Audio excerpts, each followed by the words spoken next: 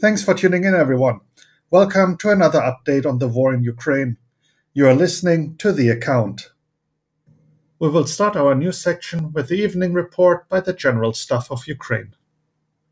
According to the available information, starting today, the occupiers have forbidden entry to the territory of the Zaporizhzhia nuclear power plant to plant workers who refuse to sign contracts with Rosatom.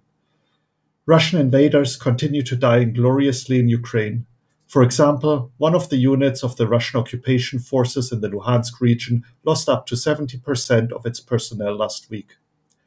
In the area of the settlement of Babina, Kherson region, the damage to the enemy's command post was confirmed.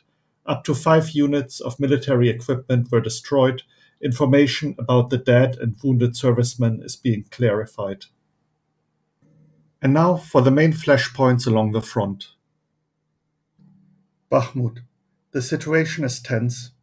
The Institute for the Study of War noted that the General Staff of Ukraine did not report any repelled ground attacks on the city on November 27th. This would suggest that Russian forces had some form of success. Pro-Russian account Ryber claims that the Ukrainian front has collapsed south of the city. The War Monitor account on Twitter claimed that a difficult situation has developed around Ozaryanivka, south of Bakhmut, and battles are raging around Kurdyumivka. At the same time, however, the Ukrainian Air Command claims that paratroopers of the 71st Separate Jaeger Infantry Brigade of the Air Assault Forces of the Armed Forces of Ukraine have managed to occupy one of the combat positions in the vicinity of the city of Bakhmut. There has been no reports on Russian losses so far, but videos shared on social media would suggest the losses are significant. Moving on to the UK Ministry of Defence intelligence update. Despite its liberation by Ukrainian forces on November 11, 2022, Kherson city in southern Ukraine continues to suffer daily bombardment by Russian artillery. On November 24, 2022 alone, 10 people were killed. On November 27, 2022, a recent high of 54 shelling incidents were reported in the area. The city is vulnerable because it remains in range of most of Russia's artillery systems, now firing from the east bank of the Dnipro River from the rear of newly consolidated defensive lines. Much of the damage is likely being inflicted in Kherson by Russia's use of multiple rocket launchers, principally BM-21 Grad systems. And now we will switch over to the important news of the day. In a report published on Sunday, top House Republicans insisted that the incoming House Republican majority would continue to support funding and arming Ukraine in its war against Russia. However, they also said Congress should not provide a blank check. Republicans are planning to implement greater oversight and accountability over how American support is being used overseas. In the same report, Republican Michael McCaul also called the strikes of the armed forces of Ukraine on Crimea a fair game and rejected the claim of provocation by Russia. A quote, "Crimea is not part of Russia under international law, so if they can hit Crimea, I think it's fair game." For the first time in days, Russian missile carriers appeared in the Black Sea. Operational Command South warned of possible incoming strikes. This comes amid reports from last night of Russia deploying Tu-95 strategic bombers to the Engels airfield. Russian news and propaganda channels report that up to 20 strategic bombers have been prepared. So far, no more than 11 aircraft were used to strike at the same time. Over the past days, there have been several reports that Russia is preparing the largest missile strike on Ukraine yet. Alexander Sienkiewicz, the mayor of Mykolaiv, has stated that the water supply system of the city will not be able to rely on Dnipro water. The pumping station was damaged during a Russian missile attack on the Mykolaiv Water canal. Due to these circumstances, the city will be supplied with water from the Busky estuary indefinitely. A quote, "What's next? We continue to repair networks destroyed by salt water. As soon as the security situation allows, we will quickly restore the pumping station and return drinking water to Mykolaiv."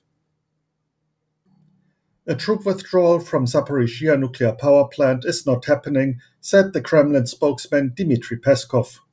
He strictly denied yesterday's claims made by Petro Kotin, the head of Energoatom. At the same time, as stated in the evening report by the General Staff of Ukraine, employees of the CNPP who have not signed a contract with Russia's Rosatom are denied entry. The Zaporizhzhia nuclear power plant has been under Russian control since March this year and has been put at risk of nuclear disaster due to Russian forces stationed on the premises. Serhiy Hlan, a member of the Kherson Regional Council, posted on Facebook that in the village of Veliki Kopani in Kherson region, Russian forces are in panic. The post reads, "The occupiers are in great panic in Veliki Kopani. The armed forces aimed at a whole cluster of their grads on the territory of the unfinished market. It also flew in personnel. It is impossible to calculate the exact number of losses yet. No one is allowed in. The Russians run in shock." Ukraine's Minister of Defense, Oleksiy Reznikov, released an infographic today showcasing the aftermath of Russian missile attacks over the past 9 months. In his post, he wrote, "Over the past 9 months, Russia has launched more than 16,000 missile attacks on Ukraine. 97% of Russian targets are civilian. We are fighting against a terrorist state. Ukraine will prevail and will bring the war criminals to justice." Some 14,000 strikes targeted residential buildings, suburban areas, or villages. Another 220 and 250 strikes targeted the energy infrastructure and transport infrastructure, respectively. Once again, Ukraine has experienced emergency power outages today. Ukrenergo, the Ukrainian national energy company, reported that due to bad weather conditions, consumption is growing rapidly. This has put the Ukrainian energy system at a deficit of 27%. Ukrenergo explained that controlled emergency shutdowns enable the energy system to be balanced and emergency situations in power grids to be avoided. At the same time, Ukraine is seeking ways on how to import extra electricity from neighboring countries, in particular Romania. Reuters published an article today claiming that the US is considering sending Ukraine 100-mile strike weapons. As reported, the Pentagon is considering a proposal by Boeing to supply Ukraine with ground-launched small-diameter bomb GLSDB. These weapons could be delivered as early as spring 2023. While certainly not as far-reaching as the often requested ATACMS missiles, the GLSDB would allow Ukraine to hit valuable military targets that are currently out of reach. And now a quick update from Twitter.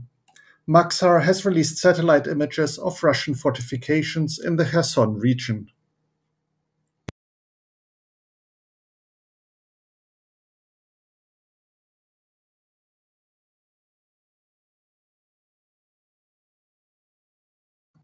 And as a small update before we wrap up the news report, the Oryx project has now visually confirmed that 5,000 vehicles of the Russian military have been destroyed.